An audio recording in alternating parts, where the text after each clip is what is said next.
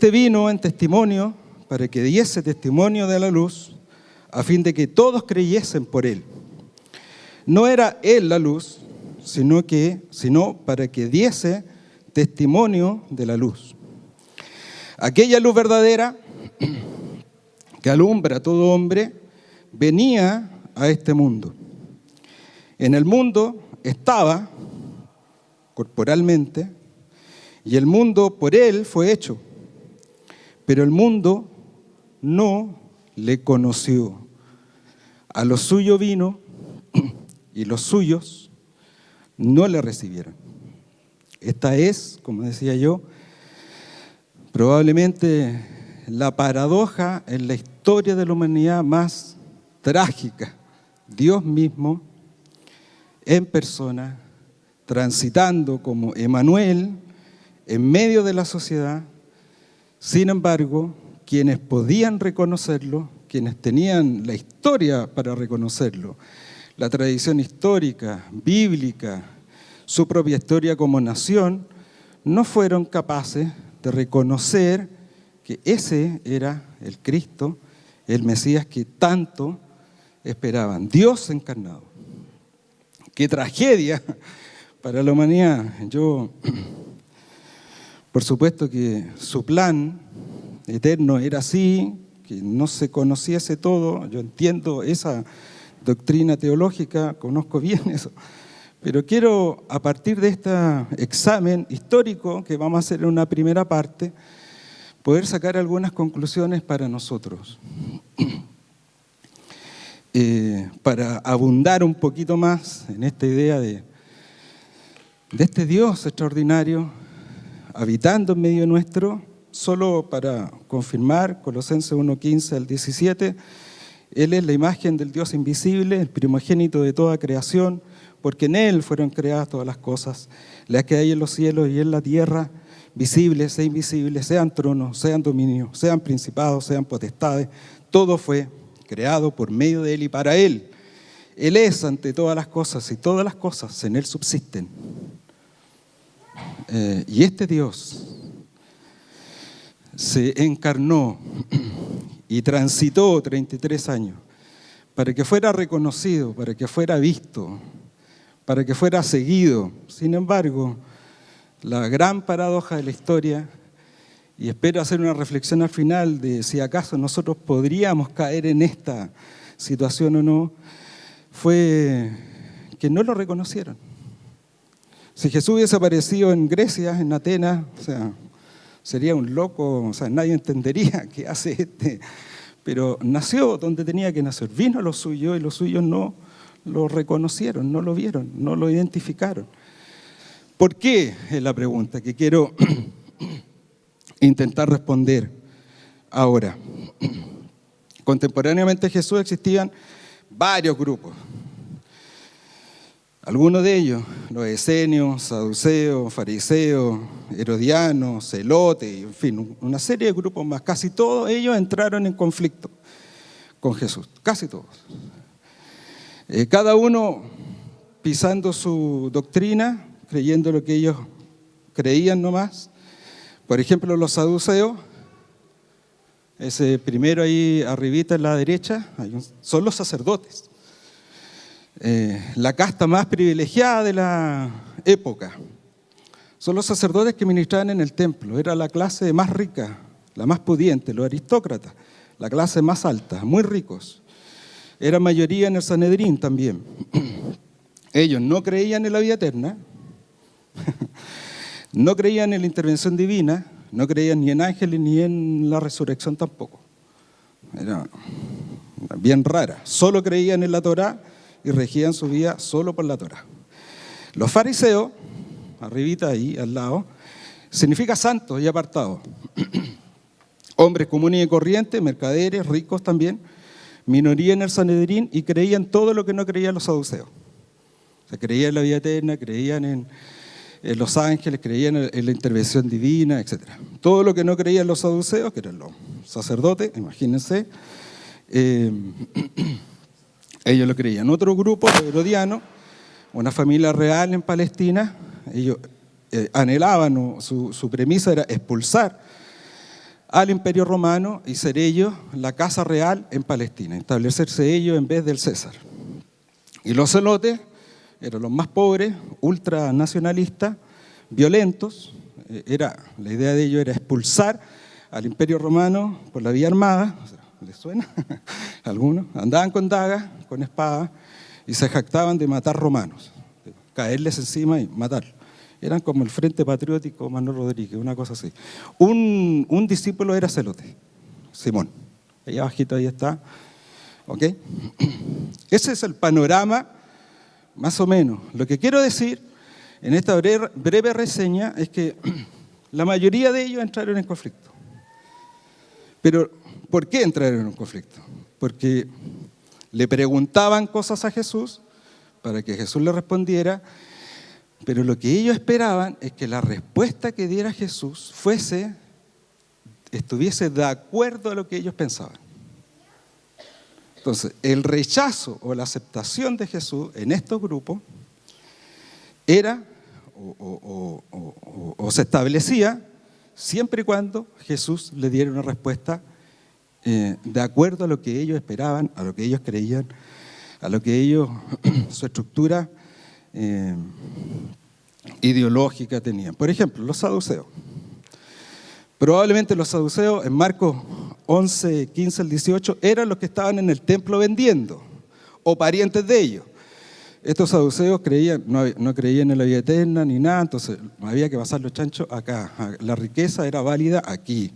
Probablemente los saduceos eran quienes estaban en el templo vendiendo, ¿no? ¿Se acuerdan? Cuando Jesús expulsa a los mercaderes que están ahí en el templo, probablemente son ellos, los saduceos, ¿no? Marcos 11, 27 dice, volviendo entonces a Jerusalén, andando él por el templo, vinieron los principales sacerdotes, saduceos, los escribas y los ancianos, y le dijeron, preguntas siempre raras, ¿no? Capciosas. ¿Con qué autoridad haces estas cosas? ¿Quién te dio autoridad para hacer estas cosas? Estaba predicando, ¿no? Y Jesús responde, os haré yo también una pregunta, respóndanme, y les diré con qué autoridad hago yo estas cosas. El bautismo de Juan, ¿era del cielo o de los hombres? Y ahí sigue el relato, no me voy a meter en la cuestión teológica ni nada. Pero cada pregunta, cada intervención, cada conflicto que había entre estos grupos y Jesús era un escáner que le pasaban y si respondía de acuerdo a lo que ellos pensaban, lo iban a aceptar. Si no, no, lo rechazaban. ¿Se entiende la idea? En Marcos 12, 18 al 27, no lo vamos a leer, pero parece que está anotado ahí, le pregunta sobre la resurrección. Ellos no creen en la resurrección. Y le van y le preguntan, queremos saber cuál es tu opinión. Y le cuentan una historia. Tú sabes que Moisés nos mandó a que si una mujer queda viuda, se puede casar con el hermano siguiente. Y le cuenta la historia de una mujer que se casó con 7 hermanos, quedando viuda una cada vez, ¿no? Y le preguntan al final, ¿de quién va a ser el esposa? ¿De cuál de los 7 hermanos va a ser la esposa? Y Jesús le responde otra cosa, pero se fijan que el tema aquí es escanear a Jesús. Y si acaso el pensamiento de Jesús, o lo que decía Jesús, estaba de acuerdo con ellos lo iban a aceptar o recibir. Entonces, no tiene que ver con que la aceptación o rechazo de Jesús, no tiene que ver en estos casos, no tiene que ver con que si decía la verdad o no decía la verdad. No era que hicieran un análisis teológico, sino que lo que decía Jesús, ¿está de acuerdo con lo que yo pienso? Ese era el análisis, ese era el conflicto, ¿no? ¿Estará de acuerdo lo que él dice con lo que yo creo y pienso? Los fariseos, ni hablar, todos los sábados había pelea con ellos, ¿no? Que todos los sábados o hacía algo, sanaba a alguien, no trabajaban. Así que a cada rato, todos los sábados seguro, había una discusión con los fariseos. Pero, por ejemplo, para mostrar nomás Mateo 22, 34, entonces los fariseos, oyendo que habían hecho callar a los saduceos, se fijan esta pugna aquí, se juntaron a una, y uno de ellos, intérprete de la ley, le pregunta para tentarle, o sea, no es que quisiera aprender, diciendo: maestro, ¿cuál es el más grande mandamiento en la ley? Entonces Jesús le dice: amarás al Señor, a Dios con todo tu corazón, con toda tu alma, con toda tu mente. Este es el primero y más grande mandamiento. Y sigue, siempre haciendo este escáner, ¿no? Siempre tratando de traer a Jesús como a su terreno, y si coincidía lo que él decía, lo aceptó. Pero si no coincide, como en todos estos casos,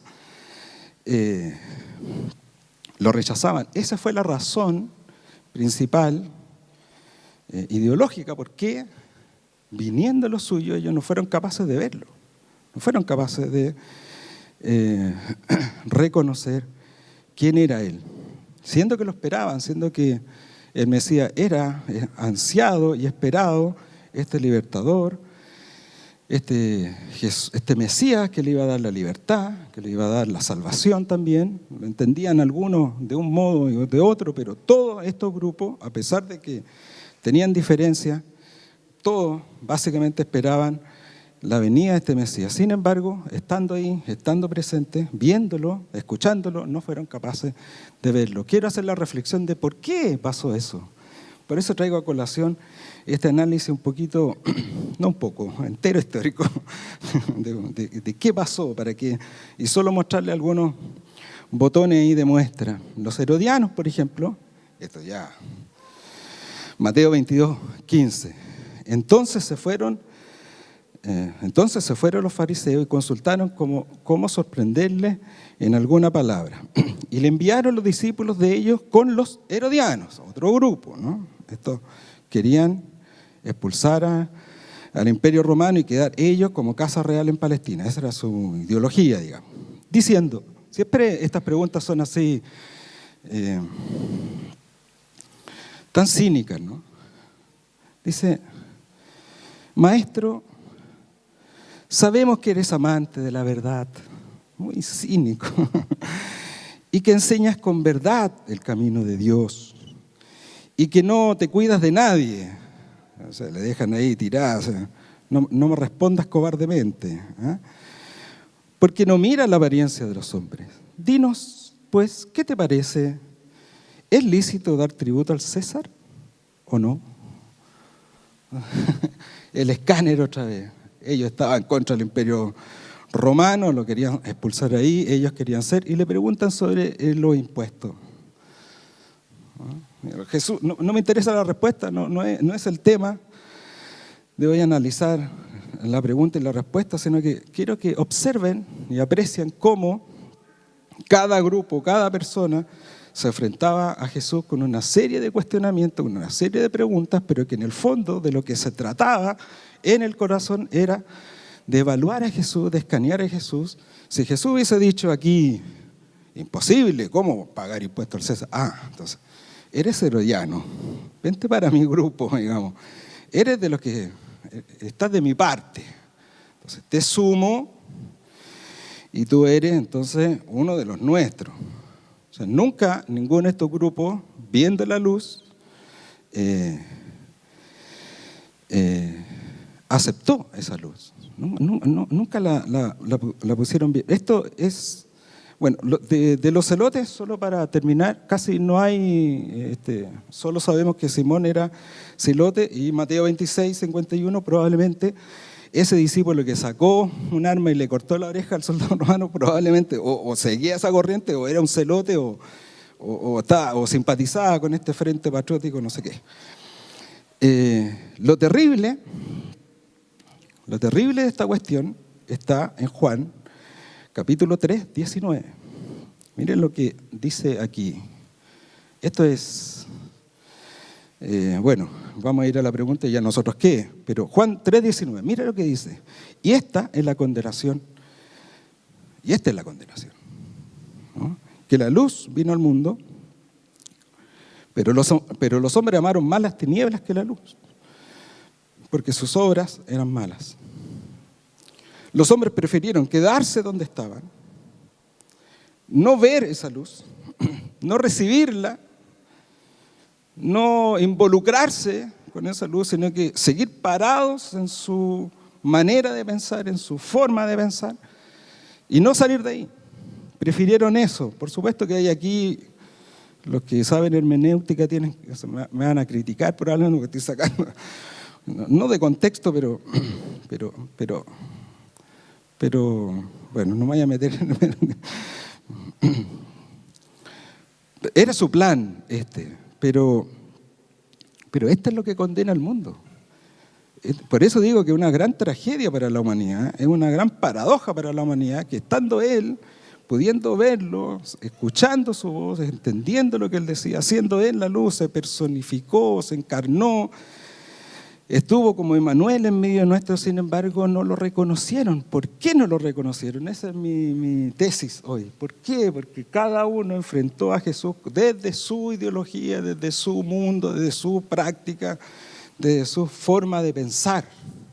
No salieron nunca de ahí. Y la condenación es esa, que vino la luz al mundo, sin embargo los hombres amaron quedarse donde estaban, en las tinieblas, y no irse a la luz. Aquí hay una operación espiritual, por supuesto, que hay que esperar del Espíritu Santo este cambio de reino de tinieblas a luz, pero ellos no quisieron. Se enfrentaron cada vez a Jesús preguntándole cosas, y dicen, ¿es lícito pagarle al César? Porque ellos tenían un rollo con eso, ¿no? La pregunta es, para nosotros, ¿pasará algo similar? Por supuesto, guardando todas las distancias, ¿no? Nosotros somos cristianos, somos creyentes, no estamos en la vereda del frente, pero somos personas que hemos cambiado nuestra manera de pensar. O enfrentamos a Jesús con cada vez que nos dice algo Dios, lo enfrentamos, lo pasamos por el sedazo de nuestra forma de pensar. ¿Será que a lo mejor caemos en el fariseísmo o en el saduceísmo o lo que sea? No estoy diciendo que en la iglesia hoy hay saduceos o en esta iglesia que hay saduceos, no estoy criticando ni acusando a nadie, solo estoy haciendo esta reflexión a propósito de este análisis histórico de cómo está nuestro corazón frente a lo que a la recepción que debemos tener de lo que Dios nos dice.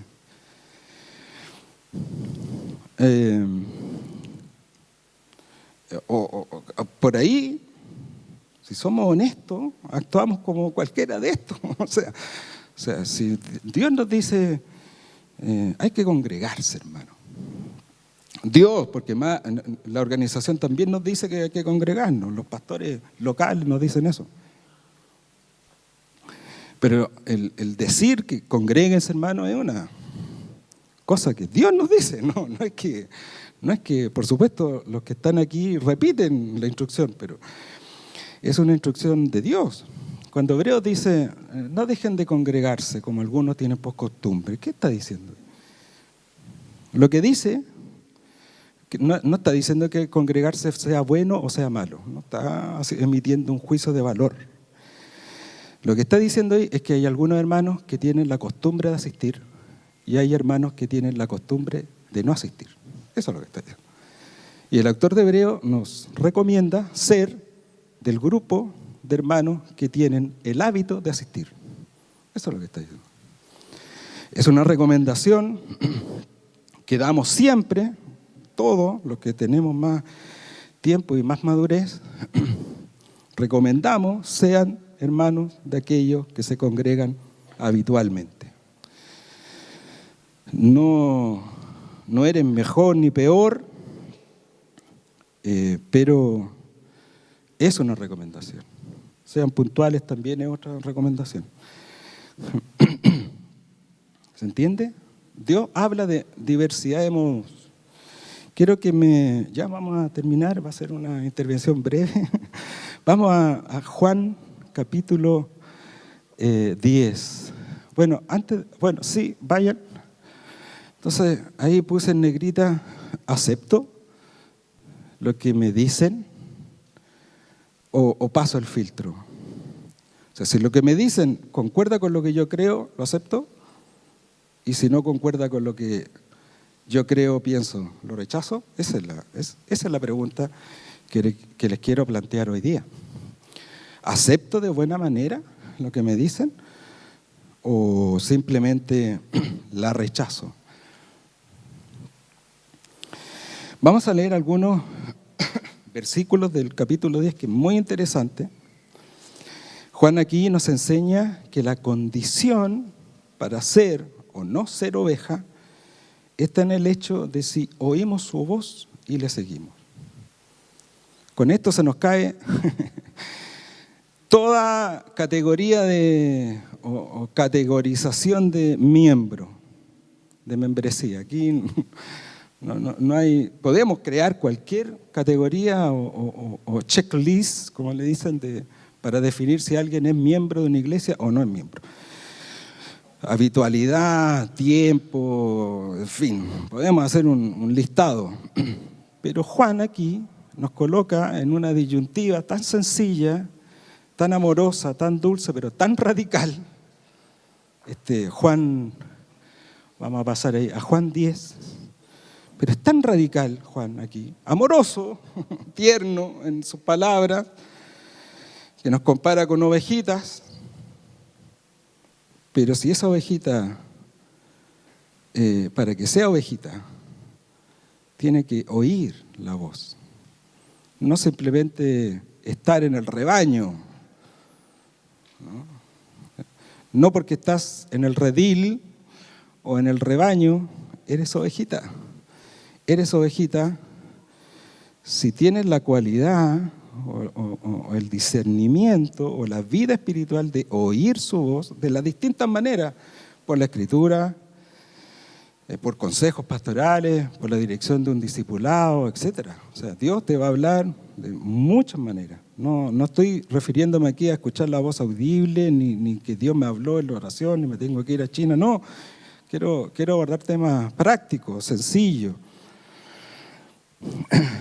Como dije, con esto se nos cae cualquier criterio humano para definir membresía a la iglesia. Son ovejas las que escuchan su voz. Miren, vamos al 3. Bueno, podríamos leer el 1 y 2 para entender un poquito más, pero el 3, a este abre el portero, dice, y las ovejas oyen su voz. Y a sus ovejas, dice, el pastor llama por nombre y las saca. Y cuando ha sacado fuera todas las propias, o sea, el que no escucha su voz, no es de su propiedad. Eso es lo que está diciendo Juan. Muy dulce, muy tierno, pero muy radical. Y cuando ha sacado fuera todas las propias, va delante de ellas y las ovejas le siguen, porque conocen su voz. Y esto es clave. O sea, mi pregunta es, o sea, ¿cómo definirnos cristianos? O sea, aquí otro elemento más, hay muchos, pero aquí reconoce la voz de Dios. O sea, pero la instrucción, y voy a dar algunos ejemplos en la página siguiente. 14, yo soy, dice el buen pastor, y conozco mis ovejas, y las mías me conocen. Okay. 27, mis ovejas oyen mi voz, y yo las conozco, y me siguen. Tan tierno, tan dulce Juan, era un loco así. Los que han leído un poquito de la vida de Juan, era un arrebatado, un loco, quería quemar a todos los samaritanos de una. Sin embargo, aquí lo vemos con tanta dulzura, con tan tierno, diciéndote a ti, a nosotros, a mí, que Dios conoce a sus ovejas, que las llama por su nombre y que sus ovejas reconocen su voz, son capaces de identificar de distintas voces que hay en el mundo, en la sociedad y en todo, son capaces de distinguir perfectamente cuál es la voz de Dios y lo siguen. Eso es lo interesante, eso es lo primordial. No se quedan ahí, buscaba ahí un videíto para reforzar esto, encontré algunos, pero estaban muy mal editados, así que no los quise, pero es impactante ver a un pastor o silbando o gritando al rebaño, y el rebaño va para donde va el pastor. Las ovejas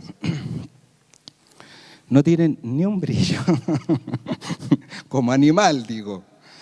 O sea, no corren, no cazan, no tienen radares como otros, no se mimetizan, son un desastre, o sea, no quiero decir la palabra, pero no tienen ni un brillo las ovejas, no hacen nada, pero la característica que tienen, aquello que lo identifica y que podemos, es oveja, es que son capaces de discernir claramente cuál es la voz de su pastor.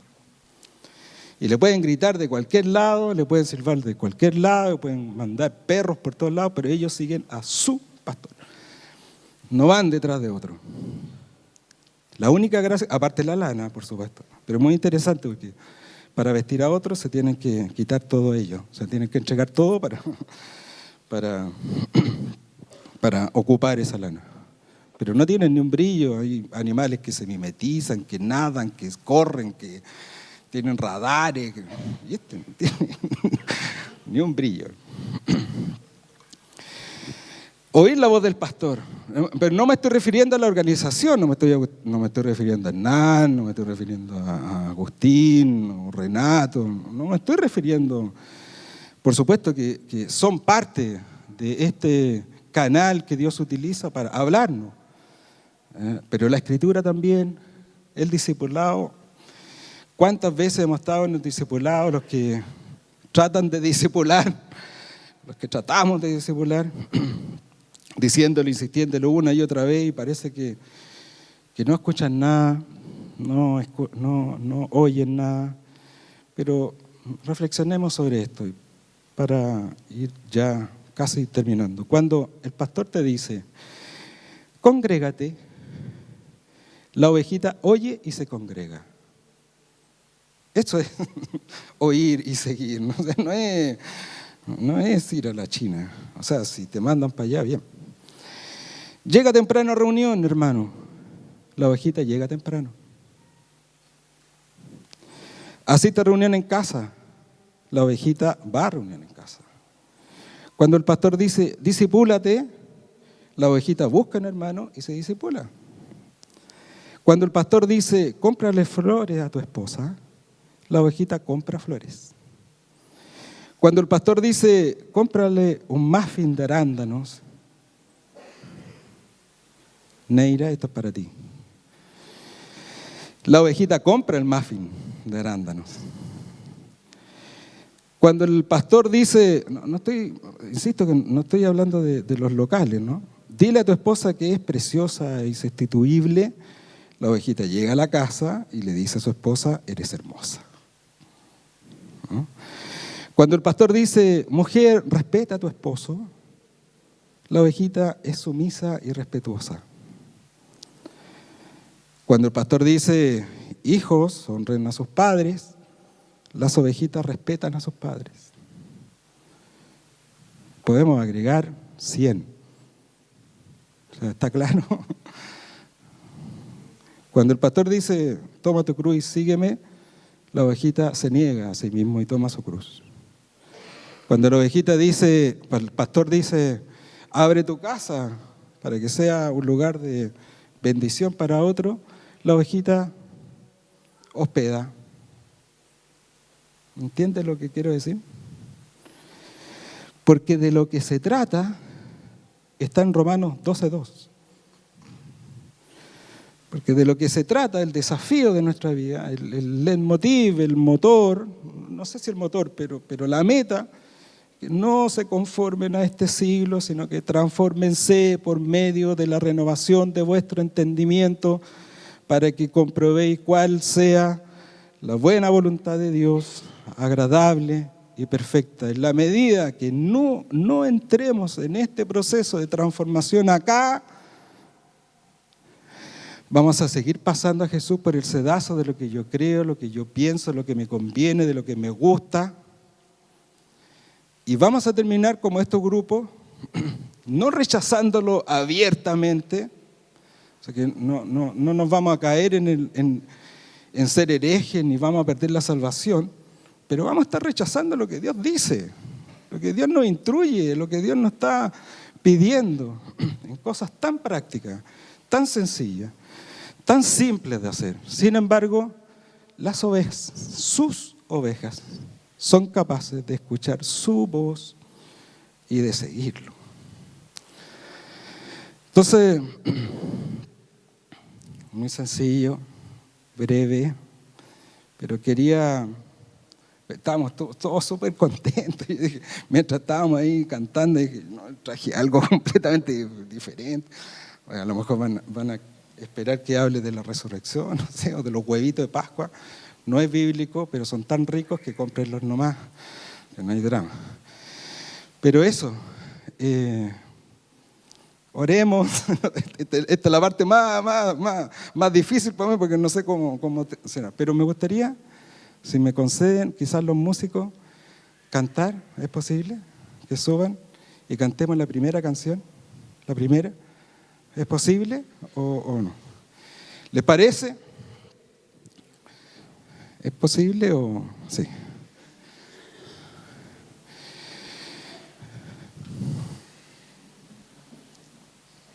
Mientras llegan los músicos que quedaron así como inesperados, vamos, no sé si Agustín nos acompaña a orar, pero quizá orar. Padre, queremos reconocer tu soberanía, tu señorío, y queremos, Señor, reconocer nuestra condición y quizá poder volver a reflexionar sobre esta enseñanza tan sencilla de ser tus ovejas, Señor. Queremos que esta palabra sea una realidad en nuestra vida, queremos poder volver. Si alguno ha perdido esa sensibilidad, de las distintas formas en que tú nos hablas cada día, cada momento, si alguno se ha perdido, si alguno no está escuchando plenamente tu voz, Señor, queremos arrepentirnos hoy día, queremos acercarnos nuevamente a ti, pedirte perdón y decirte que queremos ser tus ovejas, queremos escuchar tu voz, queremos obedecerte, seguirte. Y aquellos que están bien, alentarte, hermano, a que sigas avanzando, a que sigas en el camino de perfección, de santidad y de transformación. Que nuestras opiniones, que nuestra manera de pensar no sean un obstáculo para lo que Dios está hablando y lo que Dios quiere hacer en nuestra vida. Que no seamos nosotros los que te neguemos o te rechacemos de alguna manera. Esta porción de la Escritura termina en el verso 12, mas a todos los que creen y los que le han recibido, les ha dado el poder de ser hechos hijos de Dios.